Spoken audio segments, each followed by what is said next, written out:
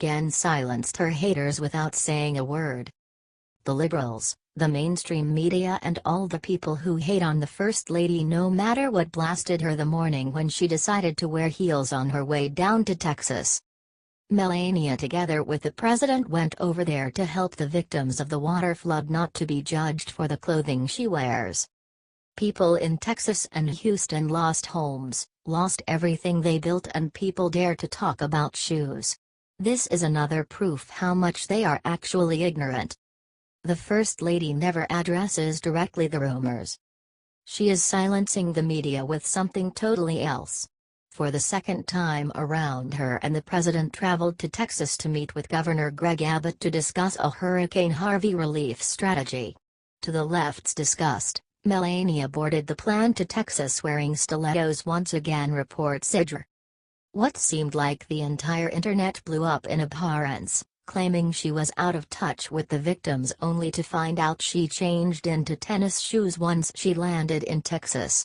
You would think the left would have learned its lesson that Melania might just own more than one pair of shoes, but it didn't. Saturday, Melania left the White House again, wearing high heels as a big middle finger to her haters. After landing in Texas, Melania made a statement about her support for Texas without saying anything. The president and First Lady then made a surprise visit to a shelter, handed out food, played with the kids, and loaded supplies into trucks. The president and First Lady are expected to continue to visit hurricane victims throughout the rest of the day Saturday. The mainstream media and the lefties will continue to be silenced from the First Lady for so long. People associate wearing heels and ignore the real issue here since Harvey started. They do not care what the flood brought to these people. They only care what Melania or Donald will wear. Shame. In what kind of environment did they grow up, and who taught them to such intolerance and judgment? Watch now. More. Related. Breaking News 24. South Carolina city rejects order to take down Confederate statue. After Charlottesville, all the people who support the lefties and who call themselves activists want to erase the American history as soon as possible. These activists demand from the cities to take down every single Confederate statue because they find it offensive to some people. For example, the effort to take down a Confederate monument outside Greenville's Springwood Cemetery in South Carolina got very interesting feedback.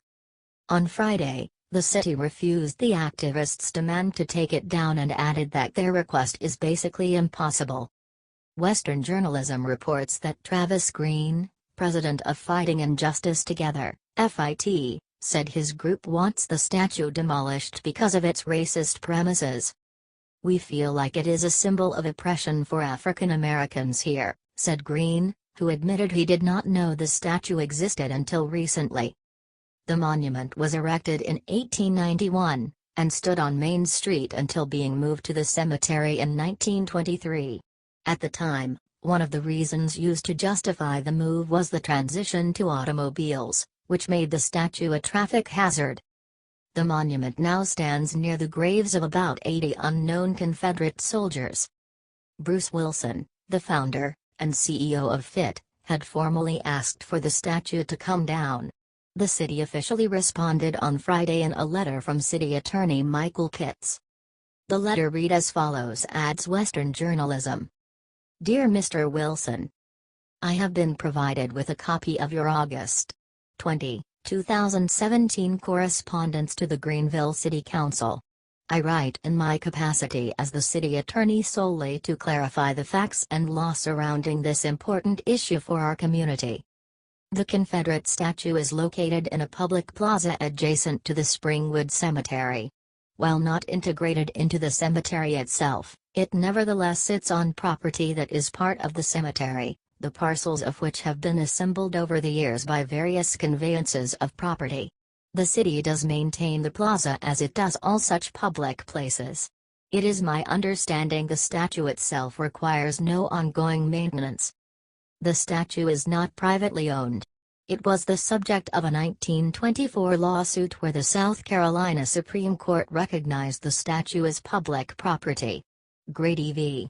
City of Greenville, 129 SC 89, 1924.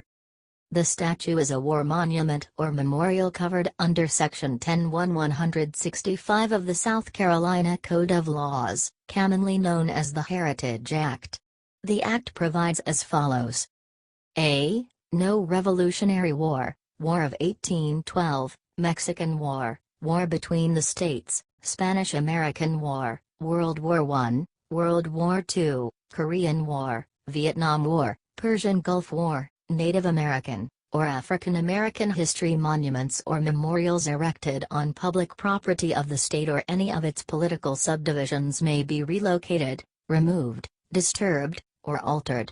No street, bridge, structure, park, preserve, reserve, or other public area of the state or any of its political subdivisions dedicated in memory of or named for any historic figure or historic event may be renamed or rededicated. No person may prevent the public body responsible for the monument or memorial from taking proper measures and exercising proper means for the protection, preservation, and care of these monuments, memorials, or nameplates.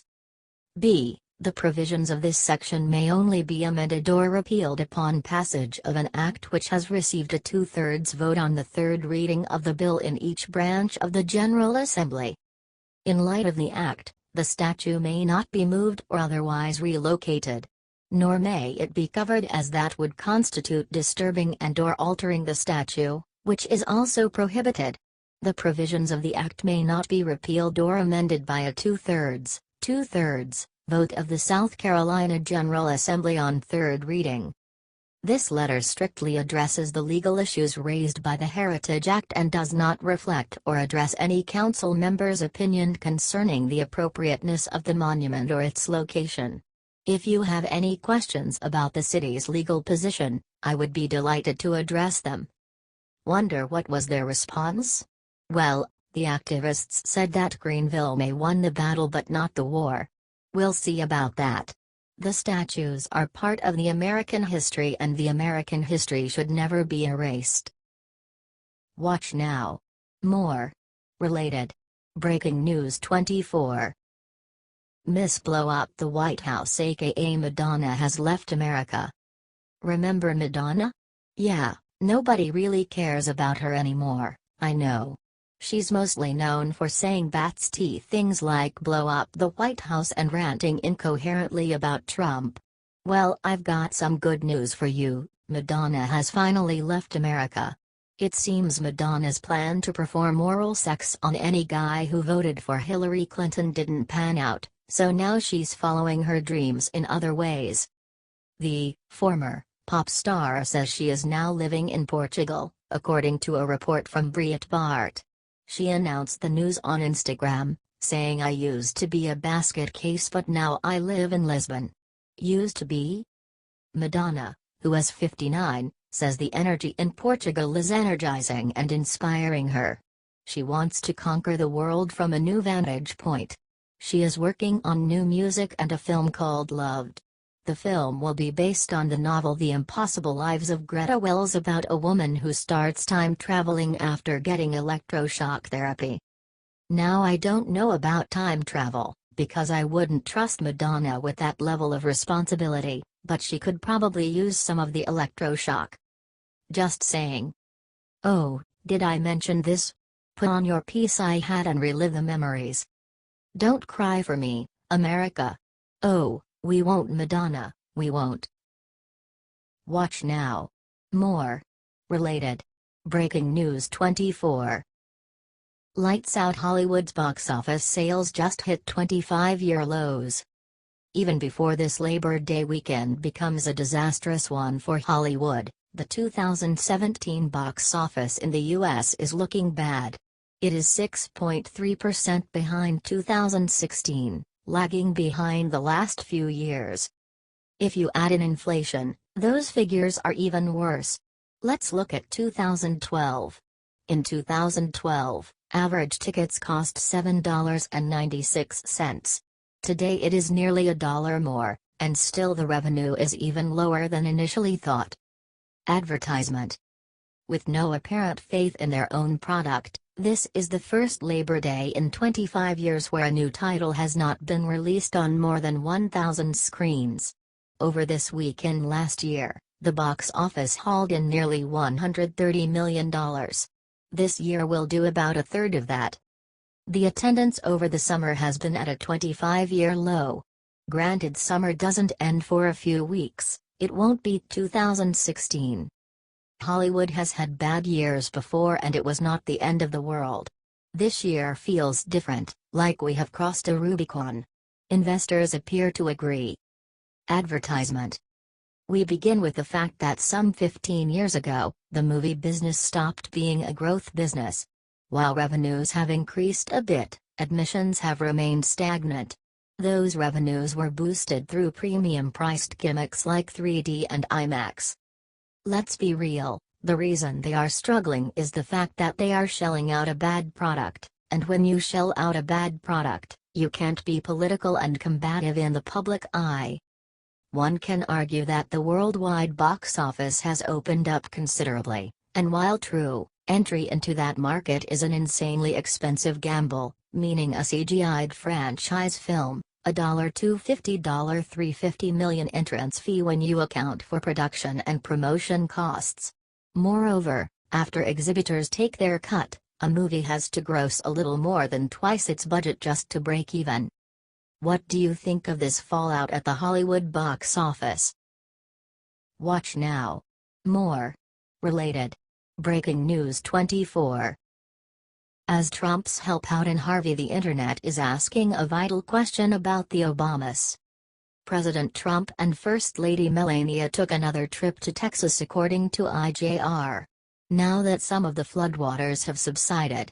This return trip was to the epicenter in Houston, Texas, where the NRG Stadium where the Houston Texans play is an acting shelter for the Harvey victims who have been displaced.